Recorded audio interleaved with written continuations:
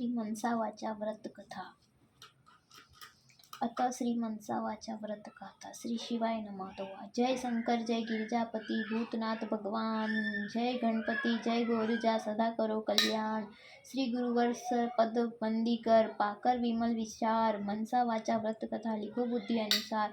एक समय कैलाश पर्वत पर जबकि चारों ओर 18 भार वनस्पति फल फूल रही थी और सुंदर मंद तथा सुगंधित हवा चल रही थी, ऐसे समय में शिवजी तथा पार्वती जी एक सुंदर आसन पर विराजमान होकर इस छटा को देख रहे थे। श्री पार्वती जी बोली कि हे नाथ, आज तो चौपड़ पासों का खेल खेलना चाहिए। महादेव जी ने कहा कि ठीक है, पर चौपड़ के खेल में छल कपट बहुत होता है, इसलिए हार जीत के निर्णय का साक्षी कौन देगा। तब तो पार्वती जी ने कहा अपने अंग से मैल उतारकर वह उसका एक पुतला बनाकर बिठा दिया, जिसे श्री महादेव जी ने सरजीवन कर उससे बोले कि हे पुत्र अंगद, हम दोनों चौपड़ खेल रहे हैं, सो तू हमारे हारने जीतने की सीख भरना। अब चौपड़ का खेल शुरू हुआ। महादेव जी ने 2 बार पासे फेंके और अंगद से पूछा कि अब बता, कौन हारा कौन जीता है। अंगद ने कहा कि आप जीते और पार्वती जी हारी है। तीसरी बार पार्वती जी ने पासे फेंके और पूछा कि बता, आप कौन जीता है और कौन हारा। यद्यपि इस बार पार्वती जी जीती थी, पर अंगद ने सोचा कि यदि मैं महादेव जी को हारा हुआ कहूँगा तो वो मुझे श्राप दे देंगे। अतः उसने कहा कि महादेव जी जीते हैं और पार्वती जी हारे हैं। यह सुनते ही पार्वती जी ने क्रोध में आकर अंगद को श्राप दिया कि जा तू कोढ़ी हो जा और भटकता फिर। तब तो पार्वती जी ने श्राप से कोढ़ी और दुखी हुआ। पार्वती जी के श्राप से कोढ़ी और दुखी हुआ अंगद इधर उधर भटकने लगा। भटकते भटकते एक दिन वह एक विशाल भयंकर जंगल में जा पहुंचा, जहां उसे 12 और 12 24 कोस के बीच एक तालाब दिखाई दिया, जिसके पास आसपास बड़ा तथा पीपल के कई पेड़ खड़े थे और इंद्राणी, ब्रह्माणी तथा अन्य बहुत से देवताओं की स्त्रियां मिलकर वहां पर व्रत कर रही थी। अंगद ने उन्हें ऐसा करते हुए देख कर पूछा कि बहनों, आप यह क्या कर रही हैं। देवांगनाओं ने उत्तर दिया कि हम तो महादेव जी के मनसा वाचा व्रत को कर रहे हैं, जिसके करने से सभी मनोकामनाएं पूर्ण होती है। अंगद ने कहा कि तब तो मैं भी इस व्रत को करूंगा। देवांगनाओं ने उसकी इसी इच्छा को देखकर उसे चावल सुपारी खिलाकर व्रत प्रारंभ करने का संकल्प करा दिया और कहा कि श्रावण महीने के कृष्ण पक्ष के प्रथम सोमवार से इस व्रत को शुरू किया जाता है। उस दिन किसी कंवारी कन्या के हाथ से 2 पौनी सूत कटवाकर उसका डोरा बनवावे और उसे पीली गेरू में रंगे। फिर उस डोरे से महादेव जी का पूजन करे तथा आगे भी हर सोमवार उसी डोरे से महादेव जी का पूजन तथा व्रत करता रहे। फिर कार्तिक सुदी चौथ के दिन उजरना करे। उसी दिन 4.25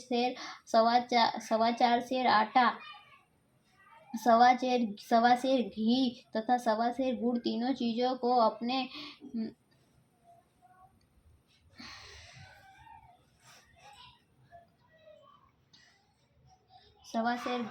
चीजों को अपने गांव में तोल मुजब लेकर उसका चूरमा बनावे और उनका महादेव जी के भोग धर कर 4 बराबर के हिस्से कर लेवे। प्रथम भाग शिव जी के निमित्त किसी नाथ को दे देवे, दूसरा भाग किसी ब्राह्मण को दे देवे, तीसरा भाग गौ को खिला दे और चौथा भाग प्रसाद के तौर पर आप स्वयं ग्रहण करें तथा शेष को बिना ही राजा रंक के छोटे बड़े का भेदभाव किए यह सबको बराबर बंटवा देवे। डोरा जो बनवाया जाता है उसे जब तक व्रत करे स्वयं धारण करते रहे और ध्यापन करने के बाद उसे जल में पधरा देवे। बस यही इस व्रत को करने का विधान है। तब अंगद ने नियम अनुसार मनसा वाचा व्रत का प्रारंभ किया और लगातार 4 वर्ष तक करता ही रहा। उधर एक दिन बैठे ही बैठे पार्वती जी को अंगद की याद आई और वह उसके वियोग में घबरा कर महादेव जी से कहने लगी कि हे नाथ, कोई ऐसा उपाय बतलाइए कि जिससे अंगद वापस घर पर आ जाए। तो शंकर भगवान ने पार्वती जी से कहा कि हे प्रिय, तुम मनसा वाचा व्रत करो, तुम्हारी इच्छा अवश्य पूर्ण होगी। तब तो श्री पार्वती जी ने भी विधि अनुसार डोरा बनवाकर व्रत प्रारंभ किया और जो ही यह व्रत समाप्त हुआ कि अंगद कोढ़ से रहित होकर विचारता हुआ पार्वती जी के से आ मिला। पुत्र को देखते ही पार्वती जी खुशी के मारे हंसने लगी, परंतु अंगद ने सोचा कि माता जी मेरे बिना बुलाए आ जाने से हंस रही है, अतः वह गुस्से में भरकर वापस लौटने लगा तो पार्वती जी ने उठकर पुत्र को पकड़ लिया और बोली कि बेटा फिर कहाँ जा रहे हो। अंगद बोला कि माताजी मैं बिना बुलाए यहाँ लौट आया, यह जानकर आप हंसे इसलिए मैं वापस जा रहा हूँ। पार्वती जी बोली कि नहीं बेटा, मैं तुम्हारे आने से नहीं हंसी थी, मैं तो मनसा वाचा व्रत के प्रभाव को देखकर हंसी हूँ, जिससे कि मैंने तुम्हारे से मिलने की इच्छा से किया था। अंगद ने कहा कि हे माता जी ये व्रत तो मैंने भी किया है। पार्वती जी बोली कि तूने यह व्रत किया तभी तो तेरे श्राप का प्रभाव नष्ट हुआ है, और मैंने यह व्रत किया है जिससे मुझे अपना खोया हुआ पुत्र फिर से आकर मिल गया। अस्तु बेटा, अब तेरी क्या इच्छा है सो मुझसे कह। अंगद बोला कि हे माता, मेरी तो यह इच्छा है कि मैं उज्जैन का राजा बनूं। तो पार्वती जी बोली कि अच्छा बेटा, तू अभी उज्जैन चला जा, तुझे वहाँ का राज्य मिल जाएगा। दो गिरिजा की आशीष से अंगद की ही प्रणाम, चल वहाँ से तुरंत ही ले शिव जी का नाम। माता का आशीर्वाद पाकर अंगद वहाँ से चला और उज्जैन जा पहुँचा। उधर उज्जैन के राजा ने अपनी इकलौती कन्या का स्वयंवर रचा था, जो और यह शर्त रखी थी कि यह हथिनी जिसके गले में जयमाला डाल देगी उसी को राज कन्या ब्याह दी जाएगी। अतः स्वयंवर के दिन ठीक एक समय एक हथिनी को श्रृंगार कराकर तथा उसका पूजन करके उसकी सुंड में एक माला देकर कहा कि हे हथिनी, तू देवी के समान है, अतः इस सभा में जो भी राजकुमारी के योग्य वर हो उसी के गले में यह माला डाल दे। हथिनी माला को ले चली और जहाँ अंगद बैठा था वहाँ पहुंचकर उसी के गले में माला डाल दी। यह देखकर लोगों ने कहा कि यह तो न मालूम कौन है, हथिनी चूक गई है। अतः उस लड़के अंगद को वहां से हटाकर फिर से हथिनी को माला देकर प्रार्थना की गई कि हे हथिनी, इस सभा में जो भी तुम्हें राजकन्या के योग्य वर दिखाई दे तथा जो उज्जैन के राज्य को भी अच्छी तरह से संभाल सके उसे ही तू यह माला पहना दे। तब हथिनी ने दूसरी बार भी माला अंगद के ही पास जाकर उसके गले में पहना दी। लोग कहने लगे कि हथिनी यह उस लड़के से परच गई है, अतः उसे दरवाजे के बाहर बिठा दिया गया। परंतु जब हथिनी को तीसरी बार माला दी गई और हथिनी ने दरवाजे के बाहर निकलकर फिर उसी बालक को माला पहना दी। फिर क्या था, राजा ने कहा जैसा होनहार होगा। उसने नगर सेठ को बुलवाया और कहा कि इस बालक को तुम अपने घर ले जाओ और फला लग्न पर इसे श्रृंगार कराकर सज धज के साथ बारात लेकर आ जाओ। सेठ अंगद को लेकर घर गया और उस लड़के को खूब श्रृंगार कराकर तथा बारात सजाकर लग्न के समय ले आया। बड़ी धूमधाम के साथ उसका विवाह संपन्न हुआ और राजा ने अपना सारा राजपाट उसे कन्यादान में दे दिया। गिरिजा के आशीष से अंगद हुआ नरेश, विपुल संपदा भी मिली, रहा न दुख लवलेश। विवाह के पश्चात जब वर वधू महलों में गए तो राजकुमारी ने अंगद से पूछा कि हे नाथ, आपकी जाति और नाम क्या है तथा आपके पिता और ग्राम का नाम क्या है। तो अंगद ने कहा कि हे राजकुमारी, मैं शिव पार्वती का लड़का हूँ, मेरा नाम अंगद है। तब तो राजकुमारी ने कहा कि महाराज, आपकी इस बात को तो यहाँ कोई भी सही नहीं मानेगा, आप सत्य सत्य बतलाइए कि वास्तव में क्या बात है। तब तो अंगद ने अपने पैदा होने की सारी कथा राजकुमारी से कह सुनाई और अपने श्राप का मनसा वाचा व्रत के प्रभाव से श्राप से छूटकर उज्जैन का राज्य पाने का भी सारा वृत्तांत कह सुनाया। यह सुनकर राजकुमारी को संतोष हुआ और दोनों सुखपूर्वक रहने लगे। थोड़े ही दिनों के पश्चात अंगद ने कहा कि हे राजपुत्री, अब मेरी राज्य करने की अवधि पूरी हो चुकी है, अतः मैं अपने माता पिता के पास कैलाश जाना चाहता हूँ। तेरी क्या इच्छा है सो मुझसे कह। राजकुमारी बोली कि हे नाथ, मैं तो पुत्र, धन और राज्य का सुख चाहती हूँ। अंगद ने कहा तुम मनसा वाचा व्रत को करो, तुम्हारी इच्छा पूर्ण हो जाएगी। राजपुत्री बोली कि हे नाथ, जब आप कैलाश चले जाएंगे तो मेरे पुत्र कैसे होगा। अंगद ने कहा कि हे राजपुत्री, मनसा वाचा व्रत के प्रभाव से तुम्हें बिना मेरे और गर्भवास के के ही पुत्र मिलेगा। ऐसा कहकर और मनसा वाचा व्रत की सारी विधि समझाकर अंगद जी उसी समय कैलाश को चले गए। इधर राजकुमारी ने पति के आज्ञा अनुसार मनसा वाचा व्रत शुरू किया और लगातार 4 वर्ष तक करती रही। इससे भगवान शंकर बहुत प्रसन्न हो गए। एक दिन जब रानी दातुन कर रही थी तो उसने अपनी दासी को जल की झाड़ी लाने के लिए ऊपर भेजा। जब दासी ऊपर महल में गई तो क्या देखती है कि सोने के पालने में एक सुंदर बालक सोया हुआ अपना अंगूठा चूस रहा है। तब तो दासी ने दौड़ते हुए नीचे आकर रानी से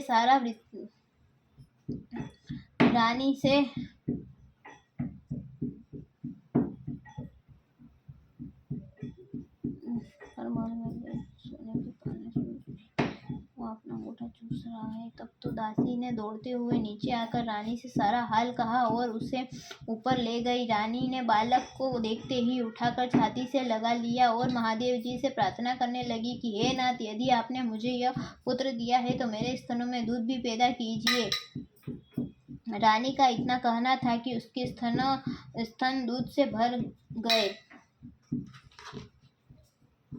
सारे महल व नगर में खुशी छा गई और सभी मनसा वाचा व्रत को महत्व और सराहने लगे। बालक का नाम फूलकुंवर रखा गया। धीरे धीरे फूलकुंवर बड़ा हुआ और उसे भी राजकुमार कहकर पुकारने लगे। एक दिन राजकुमार ने अपनी माता से पूछा कि हे माता, मेरे पिता कौन है, उनका नाम क्या है और वे इस समय कहाँ है। तो रानी ने कहा कि हे पुत्र, तेरे पिता का नाम मंगलदेव है, महादेव जी के पुत्र है और इस समय वे कैलाश में है। राजकुमार ने कहा कि हे माता, मृत्युलोक में इस बात को कोई कैसे सच्ची मान सकता है।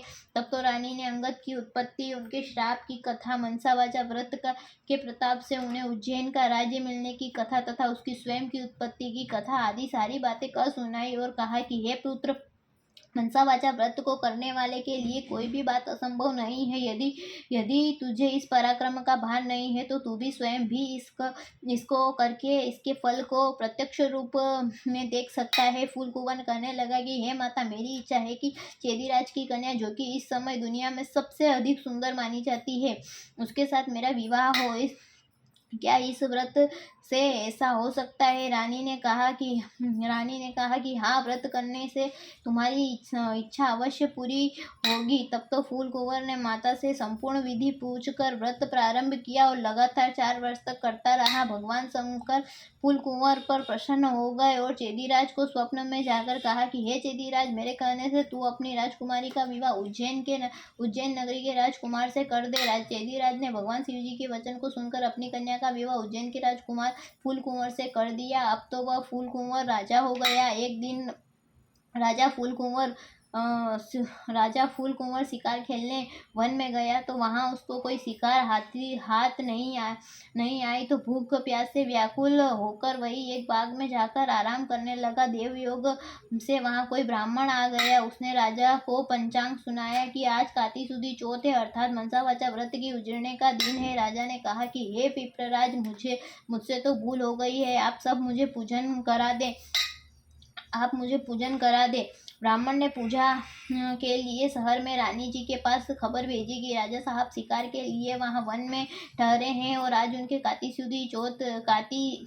की चौथ का उजीरना है। इसीलिए 4.25 सेर आटा, 1.25 सेर घी और 1.25 सेर गुड़ का चूरमा बनवाकर मंगाया है। इस पर रानी ने सोचा कि फौज के कई आदमी भी साथ है, इतने से चूरमे से क्या होगा, इसीलिए गाड़ी भरकर चूरमा भेज दिया। नियम विरुद्ध अधिक सामान होने से महादेव जी ने कोप करके राजा को स्वप्न में कहा कि तुम अपनी इस रानी को राज्य से निकाल दो, नहीं तो मैं तुम्हारा सारा राज्य नष्ट भ्रष्ट कर दूंगा।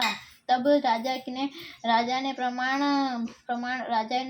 के अनुसार दोबारा चूरमा बनवाकर व्रत पूरा किया और महादेव जी के कथन के अनुसार रानी को महल से निकलवा दिया। रानी किले से रवाना हुई। थोड़ी दूर जाने पर दीवान मिला। दीवान ने पूछा कि रानी जी, आप कहाँ पधार रही हो। रानी ने सब बात बताई।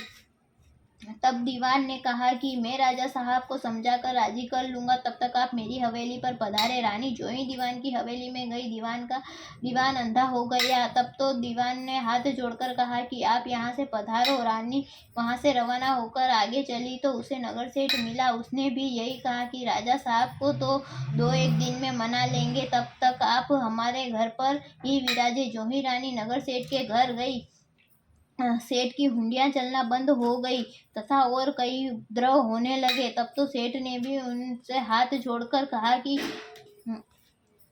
रानी जी, अब तो आप यहाँ से पधारिए। रानी आगे गई तो राजा जी का कुम्हार मिला। उसे दया आ गई।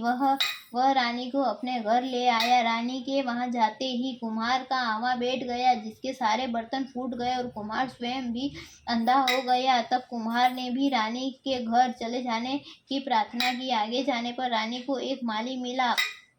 उसने पूछा कि रानी जी, आप कहाँ पधार रही हो? तो रानी ने कहा कि राजा साहब ने मुझे देश निकाला दे दिया। माली को भी रानी पर दया आ गई और वह उसे अपने बाग में ले गया और कहा कि अब तक राजा जी का क्रोध शांत न हो जब तक राजा जी का क्रोध शांत न हो तब तक आप यहाँ मेरे बाग में ही रहिए। पर रानी के जाते ही बाग में सारे पेड़ पौधे सूख कर जलने लगे। खेतों के कुओं का पानी सूख गया और माली को कम दिखने लगा।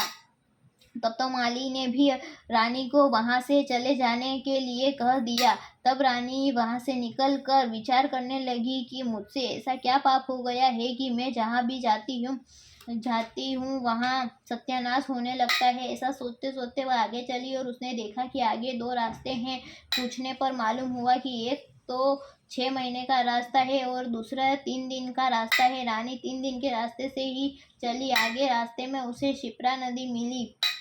रानी ने दुख के मारे उसमें कूदकर आत्महत्या करनी चाहिए। जो ही वह नदी में कूदी कि वह नदी भी सूख गई। आगे चलने पर एक पर्वत आया। रानी ने सोचा कि इस पहाड़ पर चढ़कर गिर पड़ूं। जो ही वह चढ़कर गिरने लगी तो वह पर्वत भी जमीन के बराबर हो गया। आगे जाने पर उसे एक सिंह दिखाई दिया। रानी ने सोचा कि मैं सिंह को छेड़ूं और यह मुझे खा जाए तो अच्छा है। उसने जो ही सिंह पर हाथ फेरा कि वह सिंह भी पत्थर का हो गया। आगे जाने पर उसे एक बड़ा भारी अजगर सर्प दिखाई दिया। रानी ने मरने के लिए उस सांप को छेड़ा तो वह सांप भी रस्सी बन गया। रानी हार खाकर और आगे चली तो क्या देखती है कि एक बड़ा भारी पीपल का वृक्ष है। उसके पास ही सुंदर कुआं है और एक मंदिर भी बना हुआ है। रानी मंदिर में जाकर मुंह ढककर बैठ गई और ओम नमः शिवाय इसी पंचाक्षरी मंत्र को जपने लगी।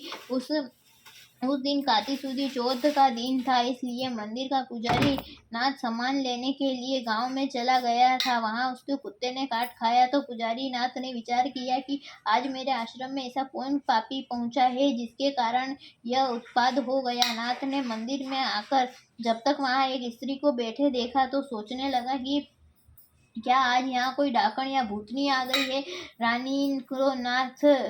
रानी नाथ को देखकर विनय पूर्वक बोली कि हे महाराज, न तो मैं डाकण हूँ न भूतनी हूँ, मैं तो मानवी हूँ, आकाश की घेरी और जमीन की झेली हुई दुखी स्त्री हूँ। यदि आप मुझे धर्म की बेटी बनाओ तो मैं अपना सारा भेद कहूँ। नाथ ने यह स्वीकार कर लिया। तब रानी ने उन्हें अपना सारा किस्सा कहा।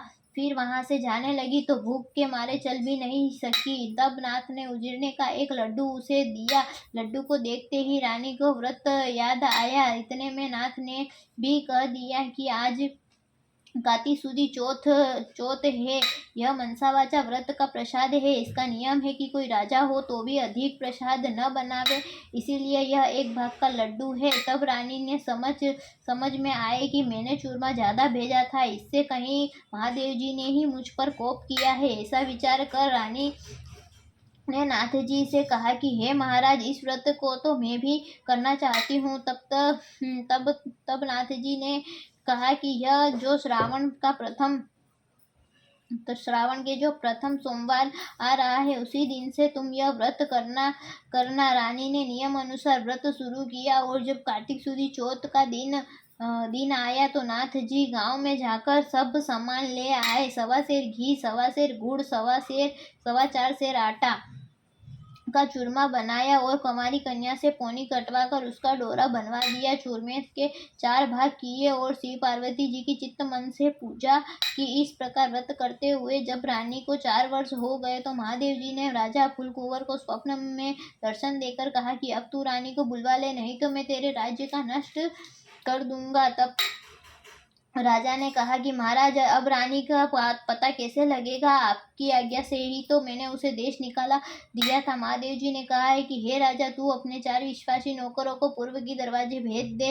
वहाँ बिना नहाते हुए बैलों की गाड़ी आवेगी, वे लोग उसमें बैठ जावे। वह गाड़ी उन्हें वहीं पर ले जाएगी जहाँ पर की तुम्हारी रानी है। प्रातःकाल होते ही राजा ने 4 आदमी भेजे। उन्हें बिना नहाते हुए बैलों की गाड़ी मिली। वे चारों उसमें बैठ गए। वह गाड़ी उन्हें वहीं ले गई जहाँ पर की रानी रहती थी। सेवकों ने रानी को पहचान कर कहा, हे रानी जी, राजा साहब आपको बुला रहे हैं, सो इसीलिए हम लोग को भेजा है। तब तो रानी जी ने नाथ जी से कहा कि मैं आपकी बेटी हूँ, सो आप मुझे सिख देकर भेजो। तब तो नाथ जी ने मिट्टी के हाथी, घोड़े, रथ, पालकी आदि बनवाकर मंत्र के छींटे दिए, जिससे कि वह सच्चे हाथी, घोड़े, पालकी आदि बन गए। तब रानी ने फिर कहा कि हे पिताजी, रास्ते में मेरे छूने से कई जीवों का नुकसान हो गया था, सो उनका भी उद्धार हो जाना चाहिए, नहीं तो वह सब पाप मुझको ही लगेगा। तब नाथ जी ने शिव जी के निर्माल्य स्नान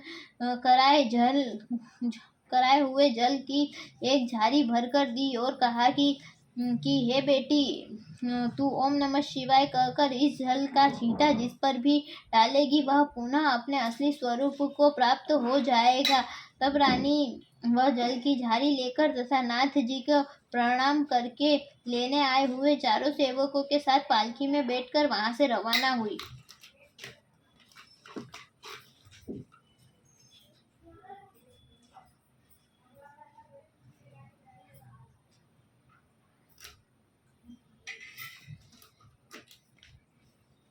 चलते चलते रास्ते में उसे वही सर्प आया जो रानी के छूने से रस्सी बन गया था। रानी ने ओम नमः शिवाय मंत्र का उच्चारण कर झाड़ी में से जल के छींटे दिए, उस रस्सी पर दिए, तो वह फिर से पहले के समान ही सर्प बनकर चलने लगा। आगे सिंह जो पत्थर होकर पड़ा मिला था। रानी ने उस पर भी ओम नमः शिवाय पढ़कर झाड़ी के जल के छींटे दिए, तो वह भी जीवित होकर गर्जना करता हुआ वन में चला गया। आगे वहीं पहाड़ आया, तो जो रानी के स्पर्श से जमीन में धंस गया था। रानी ओम नमः शिवाय कहकर झाड़ी के जल के छींटे मारते ही वह भी पहले जैसे ही पर्वत हो गया। आगे जाते जाते वह नदी आई जो रानी के स्पर्श से सूख गई थी। रानी ने ओम नमः शिवाय कहकर जो ही उस पर झाड़ी के जल के छींटे दिए कि वह फिर से गहरे और निर्मल जल वाली नदी हो गई और बहने लगी। जब रानी ने पालकी, फौज आदि को तो किले में भेज दिया और फिर खुद उस बाग में गई जो कि उसी के कारण सूख गया था। बागबान ने रानी को देखकर कहा कि हे रानी जी, आप अब फिर से क्यों आ रही हो? पहले ही आपके आने से बाग सूख गया था। परंतु रानी के समझाने बुझाने पर माली ने फाटक खोला। रानी ने ओम नमः शिवाय कहकर जो ही झाड़ी के जल के छींटे बाग में दिए कि वह सूखा बाग पहले से भी अच्छा हरा भरा बगीचा हो गया। अब फिर से कोयले बोलने लगी और नाना प्रकार के फल फूल दिखाई देने लगे तथा बाग के सभी सूखे हुए कुएं भी फिर जल से भर गए थे। अब रानी उसी कुम्हार के घर आई जो कि अंधा हो गया था। ओम नमः शिवाय पढ़कर जो ही जल का छींटा देते ही उस पर कुम्हार की आंखें भी खुल गई तथा आमा के सारे बर्तन सोने चांदी के हो गए। तब तो कुम्हार ने कहा कि हे रानी जी, सोने चांदी के इन बर्तनों को हमारे पास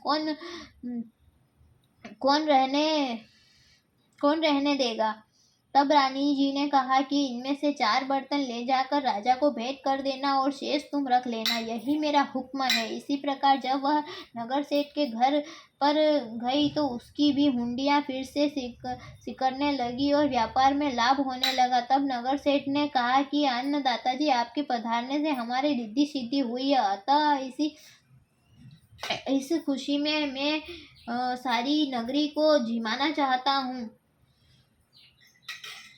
सारी नगरी को झिमाना चाहता हूँ। रानी ने यह बात मान ली और नगरी के ढिढोरा पिटवा दिया कि कल किसी के घर में धुआं न निकले। अगर किसी के घर में चूल्हा जलाया तो 101 रुपये जुर्माना होगा। आगे चलकर रानी दीवान जी के यहाँ पहुँची। उसके जाते ही दीवान की भी आंखें खुल गई और सर्वत्र आनंद छा गया। अब रानी साहिबा किले में पधारी हो तो राजा जी ने भी उनका बड़ा भारी स्वागत किया और जलसा मनाया गया। दूसरे दिन नगर सेठ के सारे नगर को झिमाया और किले में जाकर रानी जी से प्रार्थना की कि अन्नदाता जी आप भी आरोगिए। तो रानी ने कहा कि मेरे आज काती सुदी चौथ का उजीरना है, सो किसी भूखे आदमी को झिमा कर ही झिमूंगी। परंतु सारे गांव के लोग तो नगर सेठ के यहाँ झिमने गए थे। ढूंढते ढूंढते धोबी घाट पर एक अंधी बहरी और कोढ़ी धोबिन भूखी पड़ी हुई मिली। रानी की आज्ञा से उसे ही लाया गया और स्नान कराया। स्नान कराते ही उसका सारा कोढ़ मिट गया। रानी ने उसके जो ही मनसा वाचा व्रत की सारी कथा सुनाई तो उसके सुनाते ही उसके लिए स्वर्ग से विमान आ गया और बूढ़ी धोबिन कथा सुनते ही प्रसाद लेने मात्र से ही सदैव वैकुंठ को चली गई। इसके बाद राजा रानी नियम से हर साल मनसा वाचा व्रत को करते हुए संसार के सब प्रकार के सुखों को भोगते रहे और अंत में अपने पुत्र को राजगद्दी देकर शिवलोक को सिधार गए। इस प्रकार मनसा वाचा अर्थात शिवजी पार्वती जी के इस व्रत की बड़ी भारी महिमा है। श्रावण के प्रथम सोम से कार्तिक सुदी चौथ तक यह व्रत सर्व मनोवांछित फल का देने वाला है। मनसा वाचा व्रत को करने वाले सभी मनुष्यों की सभी मनोकामनाएं शिवजी महाराज पूर्ण करते हैं। पुत्र न हो या होकर जीवित नहीं रहता हो तो इस व्रत के करने से वह स्त्री पुत्र का सुख प्राप्त करती है। इसी प्रकार पुरुष को स्त्री सुख और स्त्री को पति का सुख एवं सौभाग्य प्राप्त हो जाता है। जिसकी कमाई धंधा न हो इसके करने से उसे जीविका भी प्राप्त होती है। बोलिए श्री पार्वती जी की जय। शिव पार्वती जी की जय। छंद कथा पूर्ण होती है। अपने भीतर के पट खोलो। एक बार सब श्रोता मिलकर शिव पार्वती की जय बोलो। बोलो जय श्री पार्वती जी की।